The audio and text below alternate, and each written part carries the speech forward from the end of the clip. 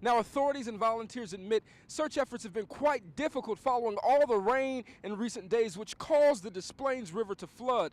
Now that the water is finally starting to recede, teachers say it's not just about money, but another important factor is their evaluation based on results, students' test results that can ultimately cost them their jobs. It's wet and it's heavy, but experts say leaving your driveway covered in snow could only cause even greater problems. Lawmakers say one of the biggest problems with cell phone use while driving now is text messaging, because you take your attention off of the road and onto your cell phone.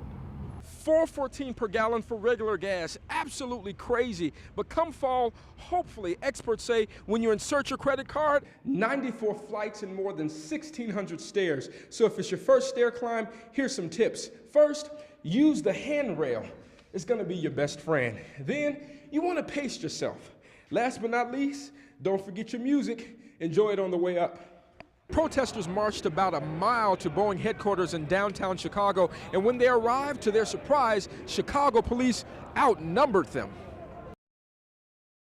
Chicago police are looking for the person behind the wheel in a deadly hit and run. It happened on the city's northwest side, and that's where CBS 2's Courtney Gooseman joins us live from the scene with more details. Courtney, good morning. CBS 2's Nate Rodgers is live at the scene in Bridgeport with details for us this morning. Good morning, Nate. Good morning, Marissa. In the last few hours, the Cook County Medical Examiner's Office has identified this hit-and-run victim as 21-year-old Carissa Hines. A family member told us Hines recently graduated from the American Academy of Art and worked at Bridgeport Coffee House just 2 blocks away. According to police, the driver who hit Hines was going so fast, the impact threw her through the rear window of a parked car, where she landed in the back seat. Police say she died at the scene, and the driver of the dark-colored 4-door vehicle just kept going.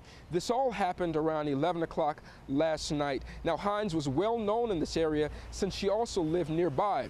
This morning, customers who frequent the Bridgeport Coffee House say their favorite server will be missed. Yeah, she was great. My wife is going to be even more shook up by this. She doesn't know who it was yet, and she's still sleeping, but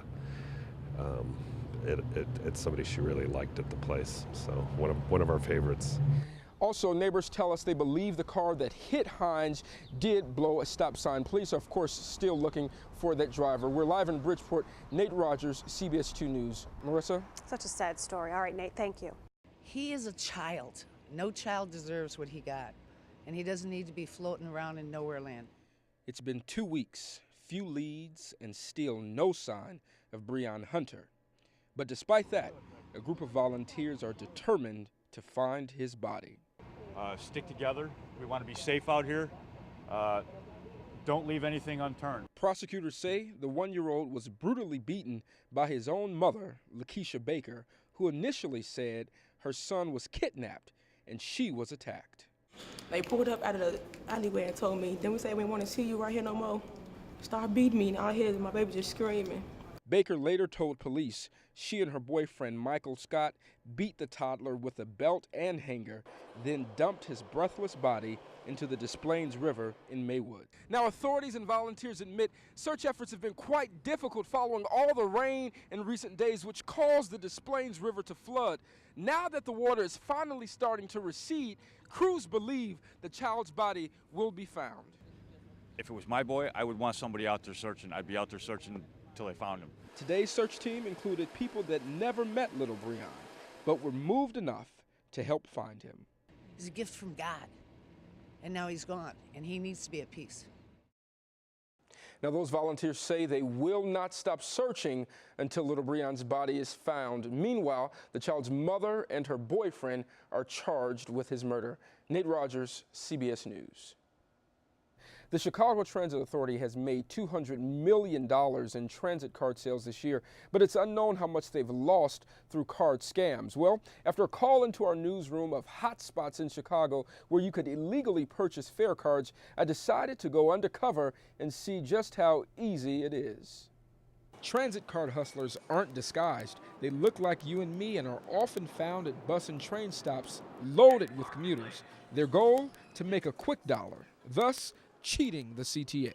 So with our undercover camera, we first checked out 95th and the Dan Ryan, where commuters access the Red Line train and several South Side bus routes. Sure enough, even with police nearby, travelers took advantage of scalpers like this guy, boldly standing in front of ticket machines, making one sale after another. His deal, full fare transit cards for $1. CTA sells them for $2. He not only sold cards to me, but the CBS 2 investigative producer seen there in the white shirt bought some as well. He said to me, that same ticket you're about to spend $2 on, I can give you for $1. Days later, we went to Madison and Karlov on the city's west side, where we found a man selling 25 reduced fare cards. I bought the envelope full for $20. CTA sells them for 85 cents each. The buying and selling of fare cards by non-CTA personnel is illegal and could result in jail time, but some are willing to take the risk. When somebody come up to you, if they give you a deal, who wouldn't buy it? A lot of people say they wouldn't, but the average person will buy it. You're saving money. Don't matter if you give it to the CTA or give it to a person off the street. Again on Madison Street was our biggest score yet. For $30, I purchased a 4-year reduced fare permit. It allows seniors, children, and the disabled to ride for half price. Just like that. As long as you have the cash, you can always find a deal.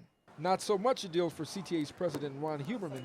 He says the resold transit cards are all misused. We sell millions of dollars worth of passes to not-for-profit entities, providing their clients with a means to get around. Unfortunately, those clients are selling their passes for other purposes. CTA's Ron Huberman also tells us 17 people have been arrested for fare card fraud this year. In addition, the CTA has launched an investigation based on CBS 2's findings. In the control room, Nate Rodgers, CBS 2 News.